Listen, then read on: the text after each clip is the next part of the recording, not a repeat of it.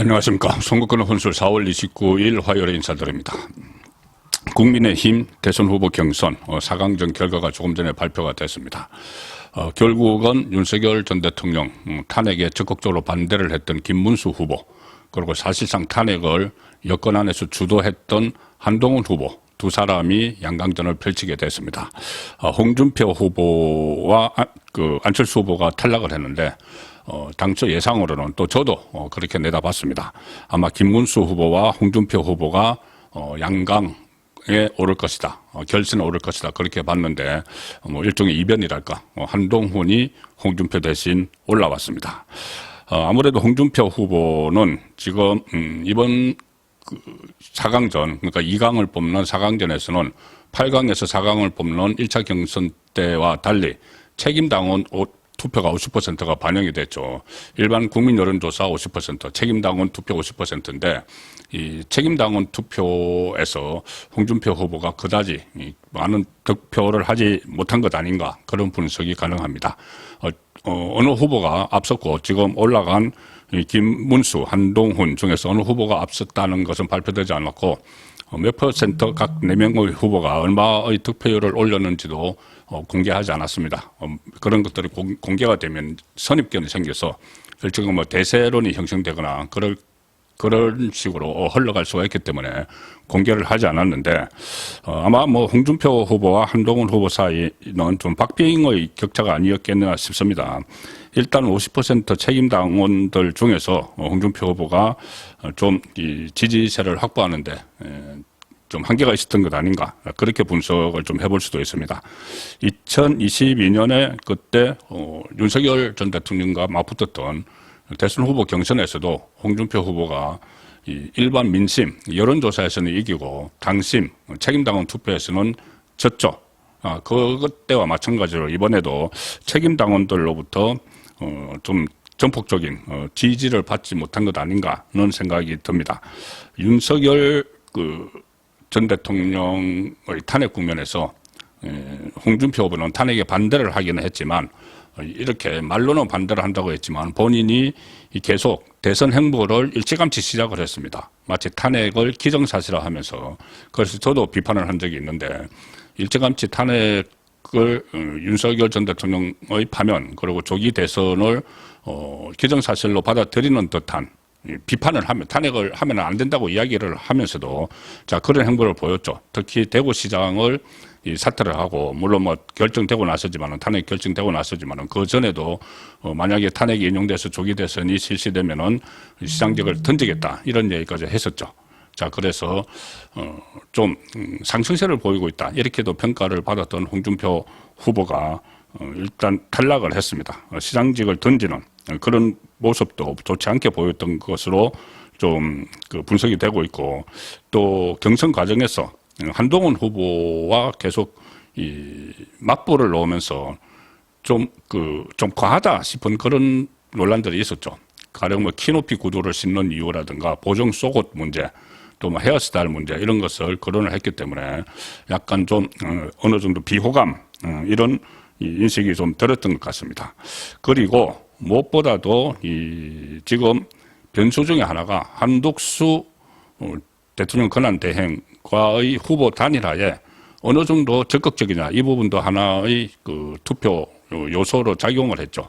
그런데 홍준표 후보는 후반부에는 어떻게 보면 마지못해서 단일화를 해야 된다고 이야기했지만 그 전에는 한독수 대행이 출마하는 것 자체에 부정적인 입장이었습니다. 그런 것들도 한독수 대행 지지층의 표심에는 좀 반영이 됐을 것이다, 이렇게 분석을 할 수가 있습니다. 안철수 후보는 워낙 지금 여론조사 지지율이 떨어져 있었으니까 당초에 탈락 가능성이 상당히 높았었죠. 일단 김문수 후보와 한동훈 후보가 올라가는데, 김문수 후보는 초반부터 계속 선두를 달리고 있습니다. 여론조사를 보면은 윤석열 전 대통령 탄핵에 대해서도 일관되게 반대 입장을 표명을 했고, 그리고 한독수 대행과의 단일화에 가장 또 적극적이죠. 그래서 한독수 대행과 김문수 후보가 나중에 대선 후보 단일화를 하는, 그리고 픽텐트를 쳐서 또 그 밖의 이낙연이나 뭐 이런 사람들이 같이 모이는 이런 그림을 승리의 방정식으로 생각하는 분들이 상당히 많습니다. 자, 그런 표심을 가져간 걸로 그렇게 관측이 됩니다.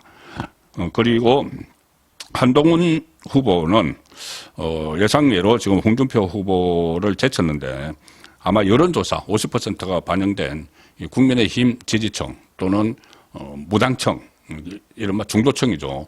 중도층 그 50%에서 많은 득표를 했을 가능성이 있습니다.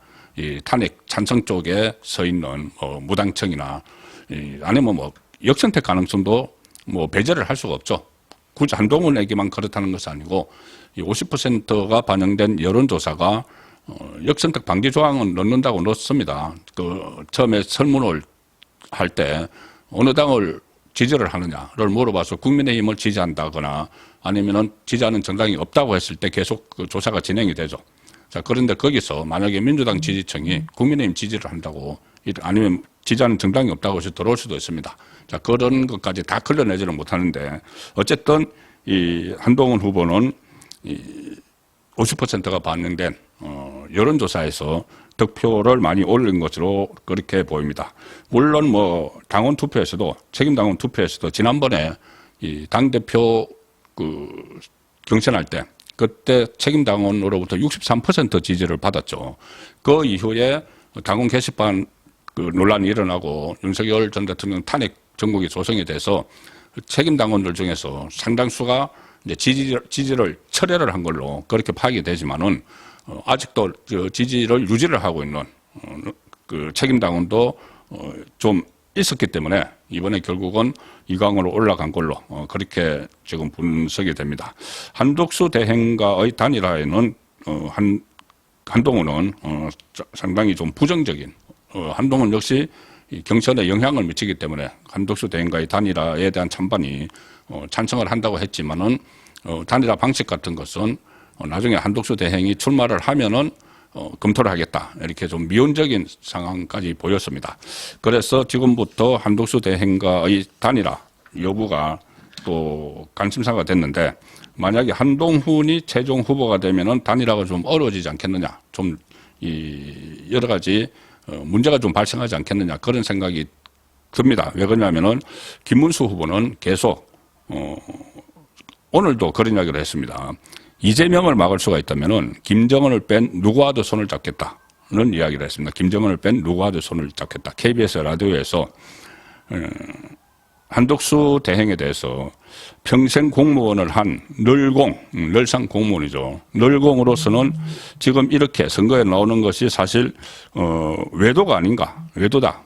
그것도 지금 나라에 불이 나 있는데 그 불을 끄지 않고 밖에 나와서 다른 것을 좀 하겠다고 말하는 것이 굉장히 마음이 무겁고 복잡할 것이다. 이렇게 형편이 이제 이해를 하는 입장을 보이면서 반 이재명 대통합 또는 빅텐트가 필요하다.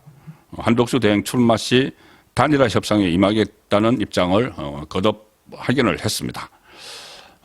과거에 전혀 다른 이질적인 두 후보가 원스톱으로 딱 한 차례 여론조사를 통해서 경선을 했는데 그때 노무현 그것도 하나의 사례로 볼 수 있다. 노무현 정몽준 단일화 방식이죠.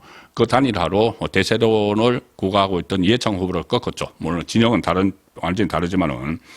그리고 단일화 방법은 여론조사 기구에 대한 불신도 상당히 있지만 그 이외에 다른 방법이 없다. 이렇게 덧붙였습니다. 반면에 지금 한동훈 후보는 어떻게 보면 단일화에 좀 소극적이죠. 한독수 대통령 권한 대행이 공식 출마 의사를 밝히면은 단일화에 나서겠다. 그래서 만약에 한동훈이 이 양강전에서 결선에서 이기게 되면은 단일화에 좀 차질이 빚을 수도 있다는 전망도 나옵니다. 어쨌든 이제 그 김문수, 한동훈 두 사람은 앞으로 토론회를 통해서 5월 3일 전당대회에서 최종 결정이 되는데 토론회를 통해서 탄핵 찬성 또 반대, 비상계엄 여기와 관련된 여러 가지 현안들에 대해서 치열한 토론을 벌이게 되고 또 아울러 한독수 대행과의 단일화, 반 이재명 빅텐트 이런 문제에 대해서도 서로 입장이 좀 맞서기 때문에 치열한 경쟁이 벌어질 걸로 예상되는데 일단 어떤 승리 방정식, 승리를 할 수 있는 구도는 김문수, 한독수 단일화, 거기에 빅텐트, 민주당의 원로나 이런 사람들이, 이낙연이나 이런 사람들이 참여를 하는 그 구도가 가장 저는 제 입장에 제가 볼 때는 바람직하다고 보기 때문에 이 경선에 임하는 두 사람이 어떤 입장을 가지고 대하고 있는지도 계속 전해드리도록 하겠습니다. 오늘 저녁 7시 라이브 송국권의 정치 수호 시간에 좀 더 나오는 이야기들을 중심으로 심층적으로 분석을 해 보도록 하겠습니다. 그리고 오늘 원래 과반수가 있었으면은 바로 후보로 되는데 과반수가 없었습니다. 그래서 득표 차이가 어느 정도인지는 아직 파악은 되지 않고 있는데 파악되면 말씀드리도록 하겠습니다. 감사합니다.